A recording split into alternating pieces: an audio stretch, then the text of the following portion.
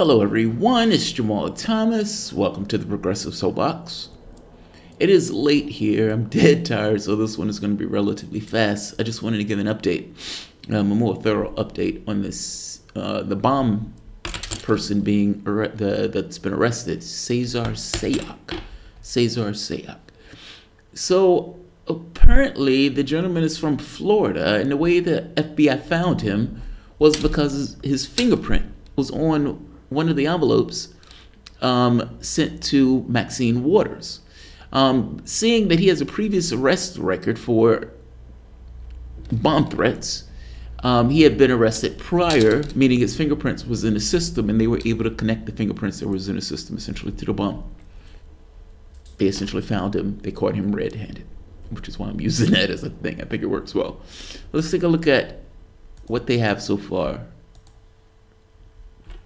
Sayoc was charged Friday with transporting explosives across state lines, illegally mailing explosives, threatening former presidents and others, threatening interstate communications, and assaulting federal officials, according to charging documents. He could face decades in prison if convicted, if not immediately clear if he had an attorney. It's not immediately clear if he had an attorney. FBI Director Christopher A. Wray referred to the 13 explosive devices recovered so far as IEDs, an abbreviation for improvised explosive devices. He said investigators were able to trace Sayoc after finding a fingerprint on an envelope containing a bomb sent to Representative Maxine Waters, and the DNA found on 2 of the devices was a possible match to a sample previously taken from Sayoc during an earlier arrest in Florida. Inside the packages sent to 3 of the potential targets, former President Barack Obama, CIA, John Brennan, and Waters, was a picture of each person with a red X mark, according to the criminal complaint filed by the federal prosecutors in Southern District of New York. Wray declined to say whether the devices could have detonated, saying that investigators are still trying to determine whether or not they were functional, but he said they did contain potentially explosive material, adding these are not hoax devices. The complaint also included details suggesting Sayoc's antipathy towards people and organizations targeted, including the news network CNN, where 2 of the packages were addressed. The windows of Sayoc's van were covered with images, including images critical of CNN. Well, I'm not against him being critical of CNN. I'm critical of him sending bombs. The complaint said the complaint also identifies a Twitter account that law enforcement officials believe Sayoc used, and noted that the account contained misspellings consistent with those seen on the packages. The complaint also said one post made Wednesday criticized George Soros, the billionaire activist who 2 days earlier had received explosives. Trump told reporters that he did not think he bears blame for the alleged crimes. Not at all, Trump said as he left the White House for a political rally in North Carolina. There's no blame. There's not anything, Trump said, adding that the gunman who shot and badly wounded Representative Steve Scalise last year was a supporter of another party. Yeah, that's kind of different. I mean, ultimately, you had a Republican Party that was supporting gun rights, and this guy gets shot. You're supporting something, you know, that you end up getting on the bad end of. The fact is, there's a lot of people that end up on the bad end of guns. The difference here is that you were one of these people. That is different. In this case, you have led hate rallies where you have pointed to these organizations. And yeah, I agree with you that CNN is to some degree a bunch of deplorables, and they don't represent the interests of the public itself. And these guys are in an ivory tower that are completely, utterly detached from the world itself, meaning they've screamed at the top of their lungs about Russia, while simultaneously people living on the streets in California. I guess I'm trying to make the point that CNN has detached themselves from real issues. And as a public, I can understand a public being upset and angry about that.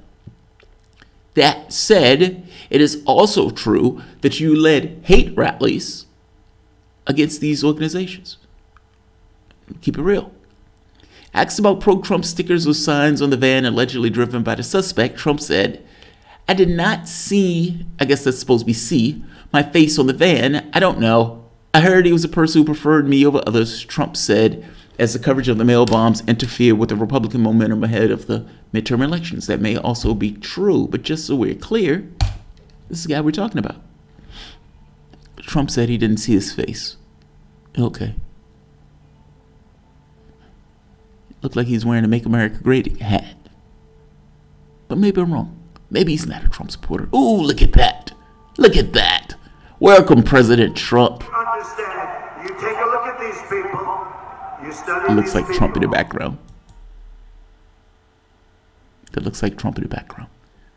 Clearly, the guy's a Trump supporter. Trump is talking out of his ass. He doesn't want this guy tied to him, but this guy is. For better or worse. In this case, worse. Tied to him. Ray declined to say if Sayoc is cooperating with investigators. When asked why Sayoc allegedly targeted Democrats, Sessions said he appears to be partisan, but that would be determined by the facts as the case goes forward. He declined to comment further. Sayoc's previous run-in with the law enforcement date back to late arrest for larceny when he was 29 years old, according to state records. Other charges of larceny, grand theft, and fraud soon followed across the southern part of the state. In 2002, the Miami police arrested him for a bomb threat, a felony. Sayoc pleaded guilty without a trial and was sentenced to probation. Records show, isn't that great? He was sentenced to probation. According to police reports, Sayoc called Florida Power and Light, an electric company, on August 2002 and threatened to blow them up. It would be worse than September 11th, Sayoc said, according to the police report, which also said Sayoc threatened the company's representative with physical harm if electricity was turned off. Sounded like he was in economic straits. Nobody who's doing well calls an electric company saying, don't turn my electricity off. Just saying. Sayoc declared bankruptcy in 2012 according to court filings that said he had lived with his mother at the time. Relatives could not be reached for comment Friday. An attorney who represented him in a bankruptcy case declined to comment. This is what we know so far. This is what we know so far. Let's see. I'll leave it here. He's a suspect. We'll see what happened. We'll see what happened. Stop blaming Trump for this shit. It's the media that keeps repeating 4 or 5 sound bites of Trump condoning violence.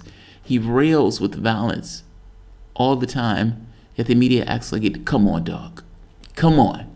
Come on. Come on. You're going to have to be more honest than that.